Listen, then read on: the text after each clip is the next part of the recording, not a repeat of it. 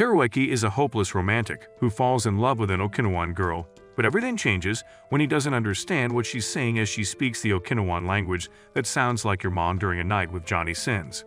One day at school, Kian, the girl he loves, greets him and starts speaking like she's Eminem in rap god, which confuses him, almost frying his Japanese bird. Just then, her busty friend, Higa, walks in to help translate Kian's Okinawan gibberish for him, which she always does. During the day, Higa keeps translating what Kian said to Teruaki, from offering him snacks to telling him how she watched One Punch Man and considers Saitama weaker than Yamcha. To show Higa his appreciation, he gives her a drink, thanking her for always helping him. And when she accepts it from him, she folds to his touches deep down. She has been helping him with the Okinawan language as a way to get closer to him. Just then, Kian pops up and starts telling Higa how she should delay no further and present her sweet cheeks to Teruaki. Teruaki doesn't understand a word and Higa is relieved by that.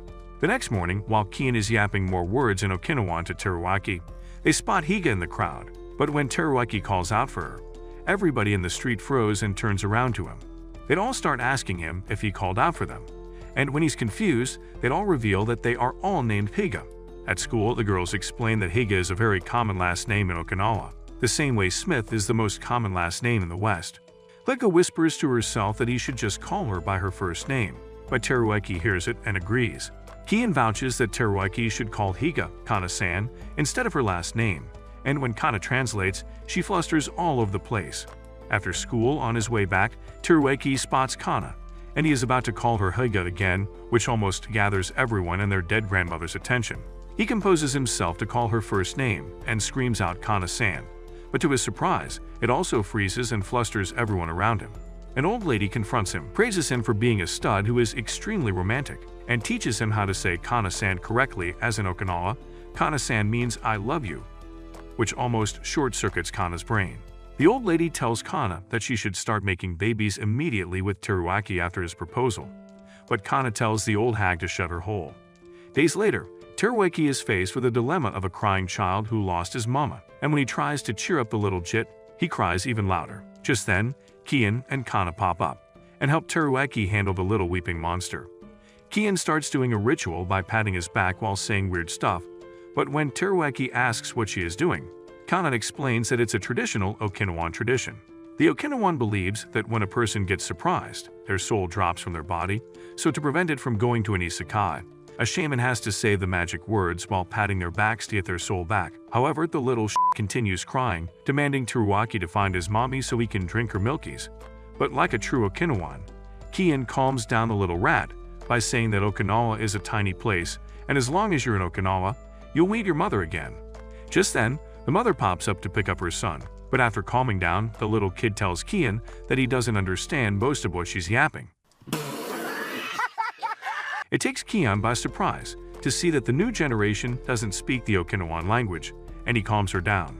As they say their goodbyes, Kian does it like a true Okinawan, and that is by saying to him that she will see him soon, as the previous generations of grandmas and grandpas don't believe in goodbyes considering how small their island is.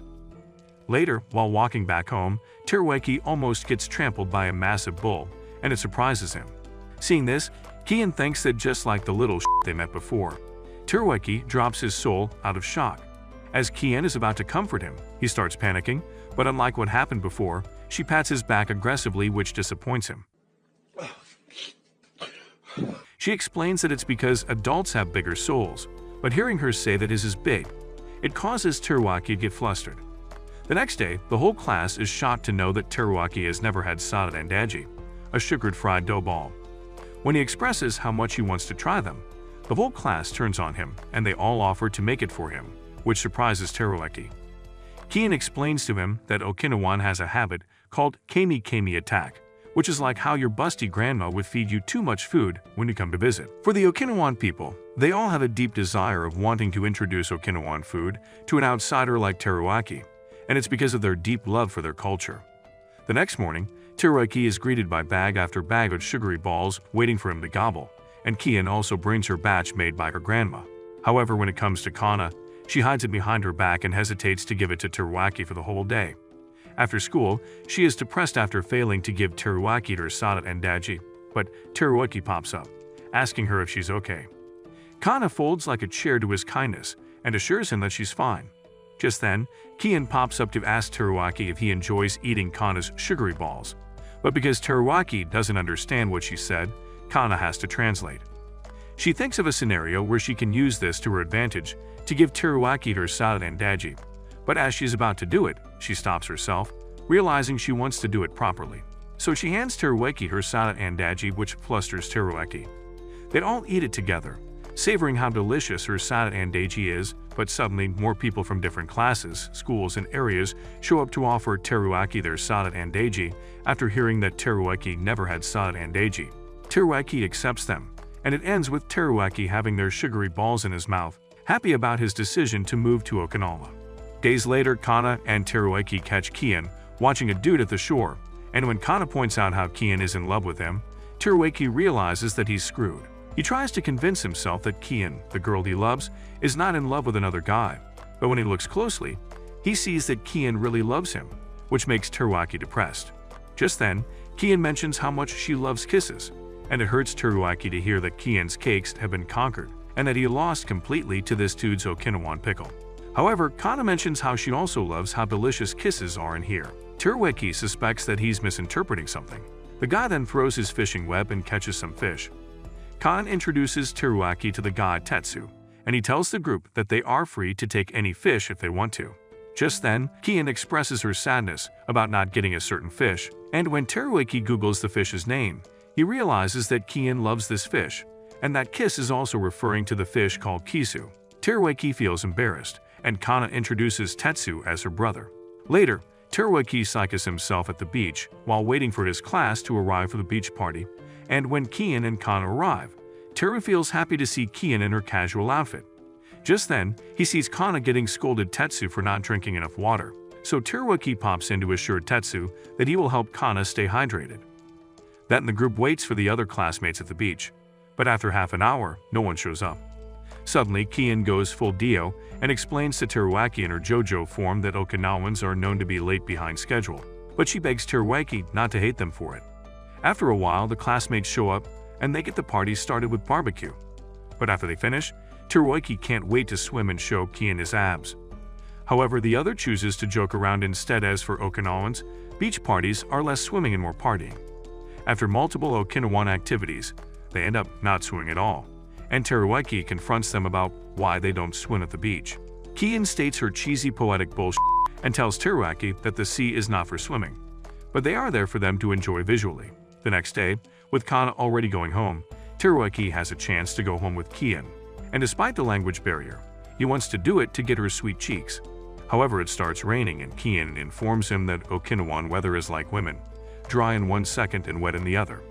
Teruaki has an umbrella inside his bag, and he plans to use it so he and Kian can have their moment like other romance anime, but before he gets to offer, Kian walks away in the rain. Teruaki looks around to see other Okinawans doing the same, and here Teruaki sees that just like your mom on a Friday night, Okinawans are never afraid to get wet.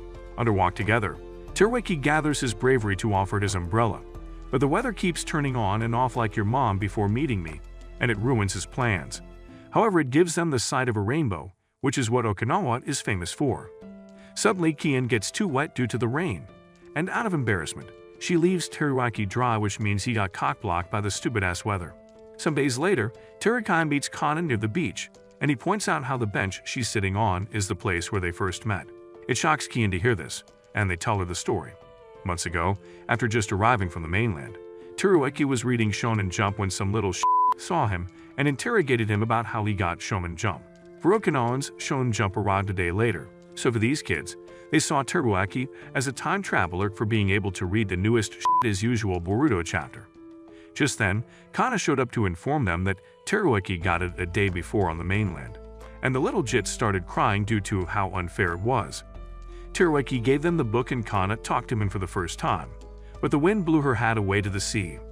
She tried running after it, but Teruaki ran faster and managed to save it, and here, Kana saw for the first time how cool Teruaki really is. However, he fell down anyway and got both himself and the hat wet. Teruaki struck a smile at her, and Kana got herself ski-by simping for Teruaki from then on as he fell in love with him. Then, Teruaki left her, and Kana regretted not talking to him more or asking him for his address, but days later, he showed up at her class as a new student from the mainland.